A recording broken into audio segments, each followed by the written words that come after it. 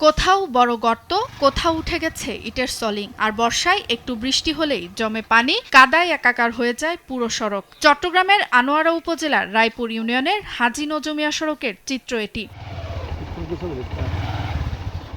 জৈন্তেরহাট থেকে ঈদগাঁ বেড়িবাঁধ পর্যন্ত প্রায় ৩ কিলোমিটার এই সড়কটি এলাকার মানুষের যাতায়াতের অন্যতম প্রধান মাধ্যম। স্কুল, কলেজ, বাজার, হাসপাতাল প্রতিদিনই নানা প্রয়োজনে এই সড়ক ব্যবহার করেন হাজারো মানুষ। দীর্ঘ ২৫ বছরেও সড়কটির উল্লেখযোগ্য কোনো উন্নয়ন না হওয়ায় সবচেয়ে বেশি ভোগান্তিতে পড়ছেন শিক্ষার্থী, রোগী, নারী ও বয়স্করা। পর থেকে দেখতেছি এই রাস্তাটা নিয়ে ভোগান্তি। আমরা যখন ছোটবেলায় স্কুল, মাদ্রাসায়, এমনকি এখন বর্তমানে ভার্সিটিতে ভর্তি হয়েছি, তখন থেকে রাস্তার কোনো উন্নয়ন দেখতেছি না।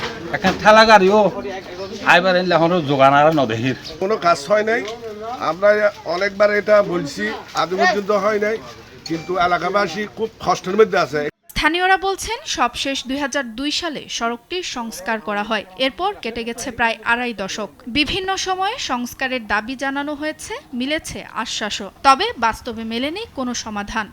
আমি সরকারি এবং যে সকল সংস্থাকে আবেদন করতেছি এবং অনুরোধ করতেছি এই রাস্তাটা যেন দ্রুত করা হয়, কারণ এখানে আমাদের মা বোনরা চলাফেরা করতে একটা রোগীকে টাউনে নেওয়ার কোনো পরিবেশ নেই এবং পরিস্থিতি খুব খারাপ।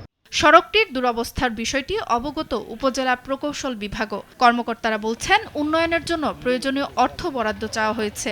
সড়কটি বাস্তবায়নের লক্ষ্যে ইতিমধ্যে আমাদের অত্র এলাকার এমপি মহোদয়ের ডিও লেটার সংগ্রহ করে আমরা আমাদের এলজিডি ঊর্ধ্বতন কর্তৃপক্ষ আমাদের জেলার নির্বাহী প্রকৌশলী বরাবর প্রেরণ করা হয়েছে।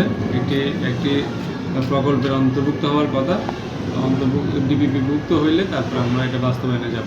স্থানীয়দের দাবি, এই সড়ক শুধু যোগাযোগের পথ নয়, এলাকার শিক্ষা, ব্যবসা, বাণিজ্য ও চিকিৎসা সেবার সঙ্গেও সরাসরি জড়িত। তাই সাময়িক মেরামত নয়, দ্রুত টেকসই সংস্কার চান তারা। সুপ্রিয়া তৃষা, নিউজ ডেস্ক, দেশ টিভি।